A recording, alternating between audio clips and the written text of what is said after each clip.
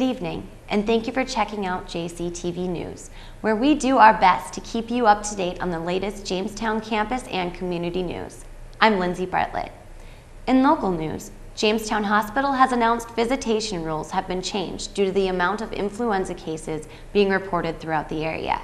This will be effective immediately until further notice. The hospital is restricting visitation to immediate adult family members only. The H1N1 vaccine is now being offered to more Stutzman and Logan citizens. There will be more doses available every week by appointment only at Jamestown's Central Valley Health Center. The next round of vaccine will be for pregnant women, children 6 months to 18 years, daycare providers, and parents.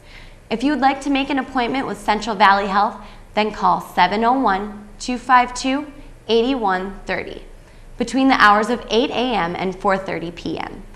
Logan County citizens can call 701-754-2756 for assistance. In state news, Dickinson State University officials retired the numbers of 3 college softball players at a packed memorial yesterday, 2 days after the women were found dead in their sunken SUV in a livestock pond. The families of 22-year-old Kirsten Gamar of San Diego, 21-year-old Ashley Newfield of Brandon, Manitoba, and 20-year-old Afton Williamson of Lake Elsinore, California, were also presented with their framed softball shirts.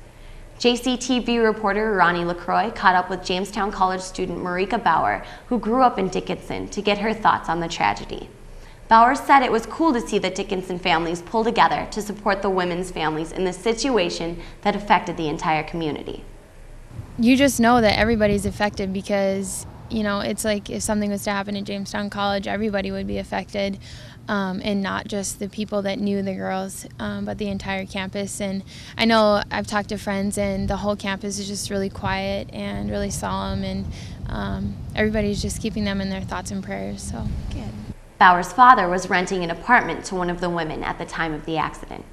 He was actually with her roommate yesterday and her mom, and it's just hard because, you know, he has to see them cry too. So it's just kind of difficult to go through, and knowing that he's talked to her and that he interacted with her is just difficult to, you know, understand. So. Thanks, Ronnie. In other news, a local volunteer organization that helps needy upper Midwest farmers sow and harvest their crops has reached a milestone. The group, called Farm Rescue, is helping their 100th farm family since the beginning of their operations in 2006. Spokeswoman Pam Muslin says that a soybean farmer in south of Jamestown needs harvesting help because he broke his pelvis and injured a knee when he was pinned between the wheel of his tractor and a pickup truck. The founder of the Farm Rescue, Bill Gross, grew up as a North Dakota farm boy and now lives in Seattle. He started the organization using his own money and vacation time from his job with the UPS. The operation has since expanded into South Dakota, Minnesota, and Montana, using donations and volunteers to help the farmers in need. Farm Rescue sets up camp on the farms of injured, ill, or disaster-stricken farmers, doing their field work rather than handing out their money. Power was cut out in the southern part of Jamestown yesterday afternoon. According to the Ottertail Power Company, a squirrel got into the substation on the southwest part of town at around 2:45 p.m. and knocked out power along Highway 281 from the bottom of Mill Hill south to the edge of town. Thankfully, the power was restored by 3 p.m. Sadly, the squirrel did not survive the encounter with the substation.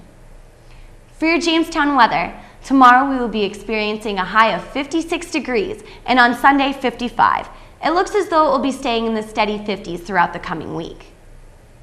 In Jimmy sports, the women's volleyball team will host Dakota State in the opening round of the Dakota Athletic Conference playoffs on Saturday night at the Jamestown College Hansen Center. The Jimmies have won 15 matches in a row and just completed an undefeated conference season at 14-0. The Jimmy cross-country teams are in Rapid City for the DAC meet today. The women's team has had strong finishes throughout the season and has high hopes for nationals. The Jimmy basketball teams will host a pair of Great Plains Conference teams this weekend at the Jamestown Civic Center. The Jimmy women are currently ranked 6th in the nation and play a Northwestern team that is currently ranked 2nd, so that should prove to be a good matchup tonight. Both teams will also play Dordt College tomorrow night. The Jimmy football team is traveling to the Fargo Dome on Sunday for the first ever DAC Bowl. The Jimmies have won 5 in a row after losing to Minot on September 26th and have a chance to redeem themselves against Minot once again on Sunday. Minot is currently 7-2. Tune in on Monday's update for the story on those games. That's the conclusion of your Friday night news update. Have a wonderful evening, and thank you for tuning into JCTV. I'm Lindsay Bartlett, connecting the campus with the community.